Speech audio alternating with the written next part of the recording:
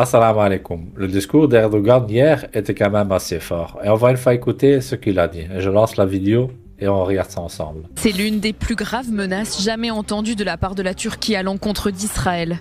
Ce dimanche, le président turc Recep Tayyip Erdogan a laissé entendre qu'il pourrait intervenir militairement en Israël pour aider les Palestiniens. Nous devons être très forts pour qu'Israël ne puisse pas faire ces choses ridicules à la Palestine.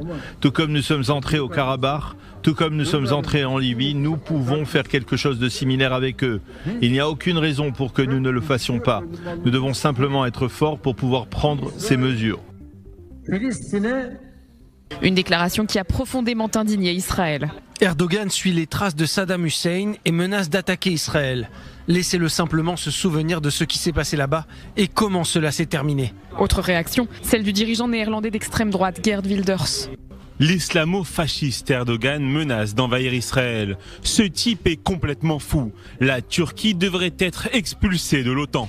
Hostile à Israël depuis de nombreuses années, la Turquie est en effet membre de l'Alliance Atlantique depuis 1952.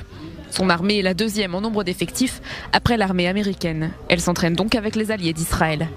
Et quelques heures après que le président turc a menacé Israël, son ministre des Affaires étrangères a comparé le premier ministre israélien à Hitler. Tout comme Hitler, le génocidaire a connu sa fin. Le génocidaire Netanyahou connaîtra lui aussi sa fin.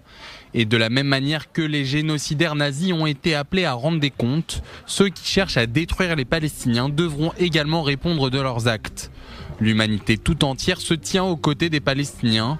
Vous ne parviendrez pas à détruire les Palestiniens. Il est à noter que la comparaison entre Benyamin Netanyahou et Hitler devient récurrente dans la rhétorique des dirigeants turcs. Voilà.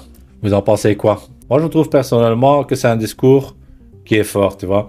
Mais ça fait déjà 10 mois pour moi qu'ils font que des discours, donc je pense pas qu'ils vont faire grand-chose. Qu'est-ce que vous pensez? Mettez-le dans les commentaires ce que vous pensez. Merci d'avoir regardé. Assalamu alaikum wa rahmatullahi wa barakatuh.